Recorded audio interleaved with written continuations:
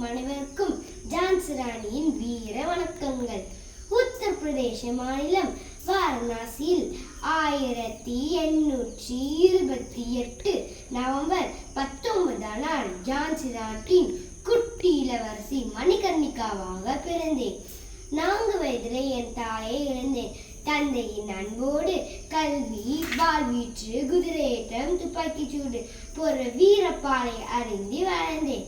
என்னுடைய 18வது வயதில் அதிகாரப்பூர்வமாக ஜான்சி நாட்டின் ராணியாக முடிசூடி ஜான்சி ராணி என்று அழைக்கப்பட்டேன்.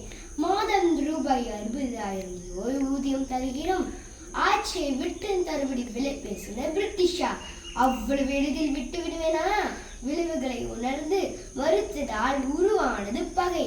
நாட்டை கைப்பற்றி எண்ணிய பிரிட்டிஷாருக்கும் எனது ஜான்சி படைக்கும் இடையே மிகப்பெரிய போர் நடந்தது.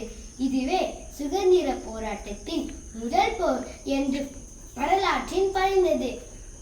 1857 எனது தத்து பிள்ளையை முதுகில் கட்டியபடி குதிரை ஏறி வாள் ஏந்தியபடி என் நாட்டை காப்பாற்ற வீரமங்கை ஜான்சி ராணியாக போர் புரிகிறேன். அன்றைய ஆங்கிலேய படைத்தளபதி அக்ரோஸ் புரட்சி தலைவரில் மிகவும் ஆபத்தானவர் என்று என்னை குறிப்பிட்டதிலிருந்து என் வீரத்தையும் எனது திறமையும் இந்த நாடே உணர்ந்தது. வலிமை மிகுந்த படைகளை கொண்ட வெள்ளையனை ஆண் வேடமிட்டு புரிந்த போரின் எனது இறுதி போரானது. ஆம், 1858 ஜூன் 18 நடந்த போரின் முடிவு என்னுடைய 30 வயதில் வீர மரணம் அடைந்தேன்.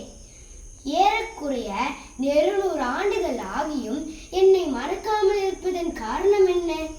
என் செங்குருதியை மையாக்கி என் வீர வரலாற்றை பக்கங்களை நிரப்பியதால் என் தாய் நாட்டை காப்பாற்ற போரில் வீர மரணம் அடைந்ததில் மிகவும் பெருமிதம் கொள்கிறேன். ஜெய்ஹிந்த். வாய்ப்புக்கு நன்றி கூறி விடைபெறுவது ஓ தீக்ஷிகா ஸ்ரீ. நன்றி, வணக்கம்.